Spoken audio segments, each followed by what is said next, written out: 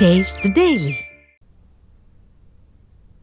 இது தொடர்பாக அவர் வெளியிட்டுள்ள அறிக்கையில், கோமுகி நதிக்கரை முழுவதும் சவக்கட்டைகளாக இருந்த இந்த காட்சியை கண்டு கலங்காத கண்ணீர் சிந்தாத உள்ளம் இல்லை இந்த விடியா திமுக ஸ்டாலின் மாடல் ஆட்சியாளர்களை தவிர என குறிப்பிட்டுள்ளார். மக்களின் கண்ணீரை, வேதனையை, ஆற்றொன்னா துயரை துளி கூட உணராதவராகத்தான் இன்றைய முதலமைச்சர் ஸ்டாலின் இருப்பதாக கூறிய கழக பொதுச் செயலாளர் எடப்பாடி கே பழனிசாமி, முழுக்க முழுக்க தன்னுடைய அரசின் அலட்சியத்தால் மட்டுமல்ல, தன்னுடைய அரசு சொன்ன ஒரு பொய்தான் இவ்வளவு உயிரிழப்பிற்கும் காரணம் என இந்த பொம்மை முதல்வருக்கு தெரியாதா என்றும் வினவியுள்ளார். அத்துடன் ஒரு நல்ல ஆட்சி என்றால் இந்த காட்சியை கண்டபோதே வெட்கி தலைகுனிந்து கூண்டோடு பதவி விலகியிருக்க வேண்டும் என்று குறிப்பிட்டுள்ள அவர், ஆனால் இவர்களோ மக்கள் எக்கேடாய் போனால் என்ன என்று அடுத்த வேலைக்கு கமிஷன் கொள்ளையையும் விளம்பரங்களையும் கவனிக்க சென்றுவிட்டனர் என்றும் தெரிவித்தார்.